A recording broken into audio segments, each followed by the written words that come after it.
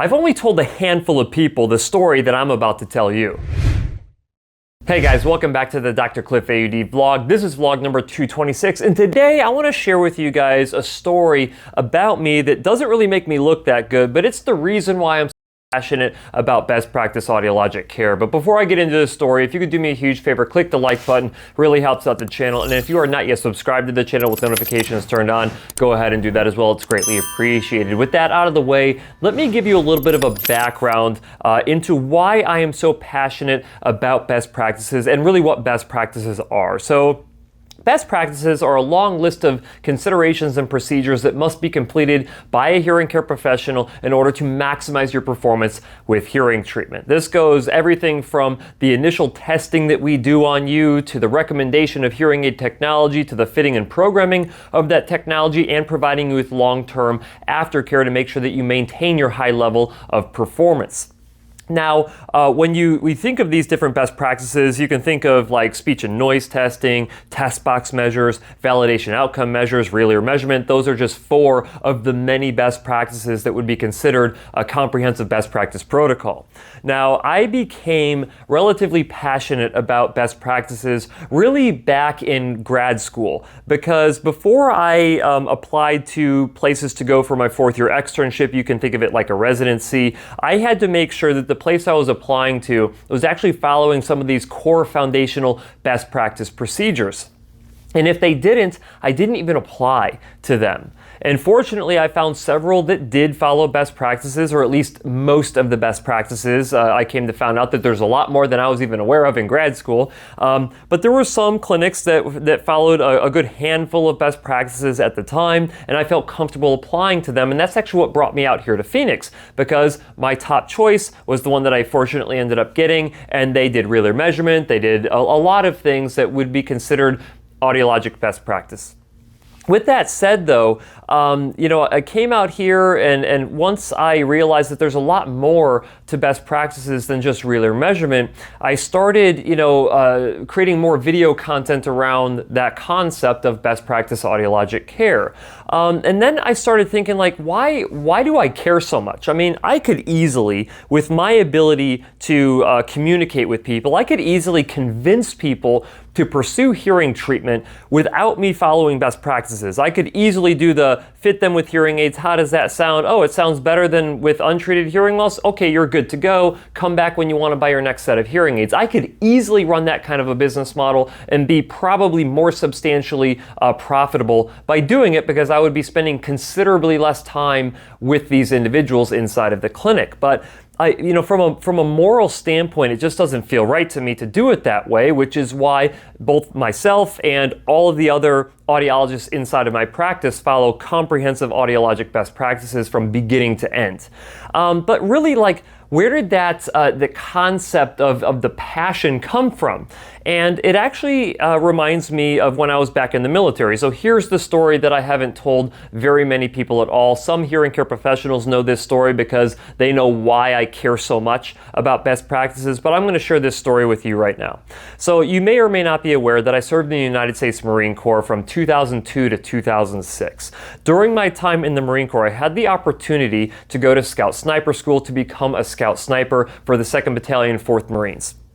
And Scout Sniper School is out at Camp Pendleton, right next to School of Infantry, where I had gone several years before I went to Scout Sniper School. But that's relatively irrelevant for this story. Nevertheless, when you go to sniper school, you learn a couple of key things. The key things that you learn is you have to follow the fundamentals of marksmanship and being a sniper, and you have to do it with extreme precision. And if you end up ignoring both of those aspects of being a scout sniper, you're going to be a bad scout sniper, okay?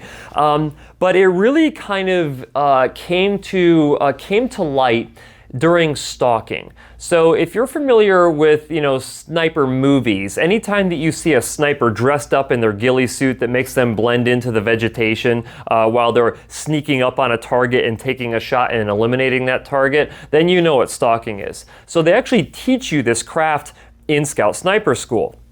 And basically you go through 10 different stalks. And the goal is that they drop you off several hundred yards away, probably about 1,000 yards away rather, from the Humvee that has two of the instructors with binoculars trying to find you and trying to see you sneak into position to take them out, right? So they drop you off about 1,000 yards out. You have to low crawl and bear crawl and skull drag, across the ground to try to make sure that they don't see you. And you have to get within 400 yards before you can take your shot. Once you do take your shot with a blank at the Humvee where the instructors are at, they'll try to look for you. If they can't find you, you will take a second shot. If they don't see the blast radius or the blast with vegetation or whatever of your muzzle, and they can't walk the instructor who's out there with the stick trying to find you, if they still can't find you, then they put up a letter number combination on top of their binoculars. If you can identify what that letter number combination is and report it to them, they will tell you if it's correct or incorrect, and then you have to tell them what your distance to them is from your position, from your shooting position. And if you do all of that stuff correctly, then you get a passing score on the stalk. And if you mess up one or more of the components, it drops your score down accordingly based on how far you made it through that entire process.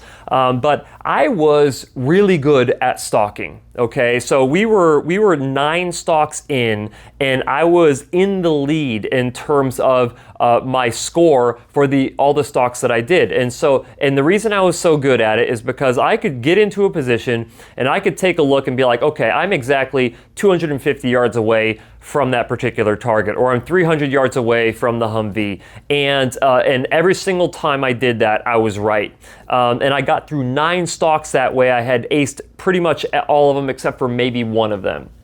But I get to the last stalk and they drop us off again about 1,000 yards-ish away from the truck. You end up getting into position. I ended up getting into a position. It was the perfect position. I was underneath a tree overhang. I was actually submerged half of my body into water because there was a big water puddle under there. And so only like half of me was sticking out from the water with my rifle. And I was like, I was soaking wet, but I was like, this is the perfect shooting position. They are never going to see me. I'm not even sure they could get the walker close enough to me with his stick to be able to identify me because I was literally underneath a tree that had like a bunch of water around it. So I ended up taking my first shot. Of course, they can't see me. They can't get the guy to walk on me. I take my second shot, and they're like, yep, we don't see any blast from the muzzle. They put up the letter number combination. I nailed it, had that. And then they said, okay, what's your distance from the truck? And I'm like, oh, I am 300 yards all day long. And they're like, actually, you're 400 yards. You just failed the stalk. And I just remember the feeling that I had at that moment of failing that particular stalk. But not only that, when it came down to graduation time and they were trying to figure out who the honor graduate was of sniper school, I came in second place by 0.2 of a point. Had I actually got the distance to the truck correct on that stalk, I would have gotten top graduate, and then my name would live on in eternity at the schoolhouse because they engraved the top graduate essentially into this top sniper board at the school. And but here's the point of the whole story. The point is that when snipers are taking a shot, we have a way of calculating the distance between us and the object that we're shooting at. And it actually has to do with the calculation. So if you look inside the reticle of a scope, you'll see something that we call mil dots. And you can actually size a distant object with those mil dots and identify how many mils they are. So in this particular case, 2.4 mils. And if you know what the rough size of that object is in the distance, let's say it's an average size of a human, then you can actually calculate out with that information the distance between you and the target that you're shooting at. Now, here's the thing. When we are stalking, we are supposed to be doing that. We are supposed to be running this calculation, doing the math, identifying how far am I away from the target so you can set the elevation correctly on your scope so you actually hit your target instead of missing your target, right? Well, like I told you at the beginning of the story, is that I was really good at identifying how far away I was from my target, and I had done it 9 times in a row exactly and got a high score, either a perfect score or the next thing closest to a perfect score, right? Well, the thing is that on that last stalk, I thought that I was freaking the best person ever. I thought I was just inherently good at doing this, and I could perfectly determine distance every single time. And so what did I do? I ignored the best practice of running the calculation to determine the distance. And here's the thing. When you make mistakes as a scout sniper, either you die or the people, your team dies, or your Marines die, right? When you don't follow best practices when it comes to audiologic care, your patients do not hear their best, or at least it's not guaranteed that they would hear their best. And I find either of those two outcomes to be unacceptable.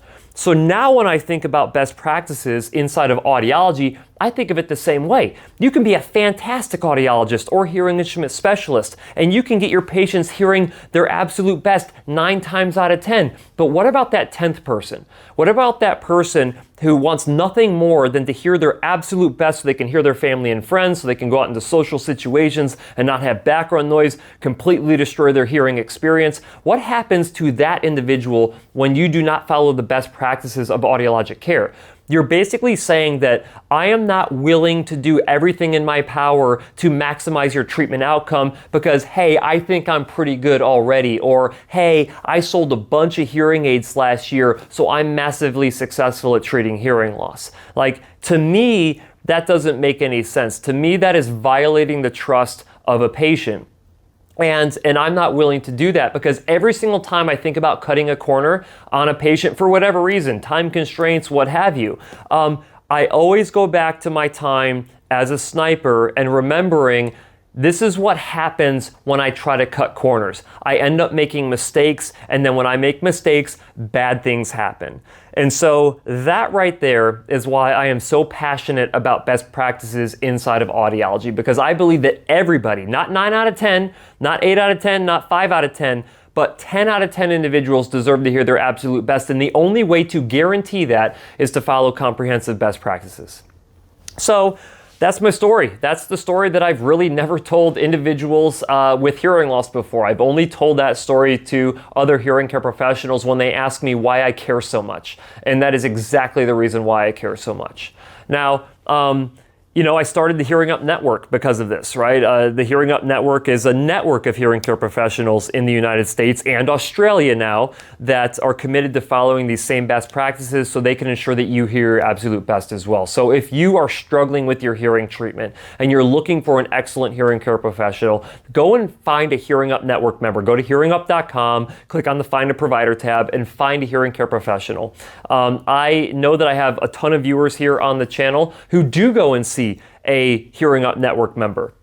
So do me a favor, do everyone else a favor who's watching this who does not have an excellent hearing care professional, and tell them about your Hearing Up provider down in the comment section so they can have a good understanding of really what it is like to go in and see a hearing care professional who is also 100% committed to following comprehensive best practices. But that being said, I really appreciate you guys hanging on with me here today and listening to my story that doesn't really make me sound that good because, yes, I used to be the type of person to think that I was just innately awesome at everything and I didn't have to follow the rules and I would still get the outcome that I was looking for. And that was the moment in my life where I realized that I am not as good as I thought I was. And so it's better to just follow the rules and do it with a high level of precision. So thank you guys so much for hanging out with me today. I greatly appreciate every single one of you. And as always, I'll see you next week.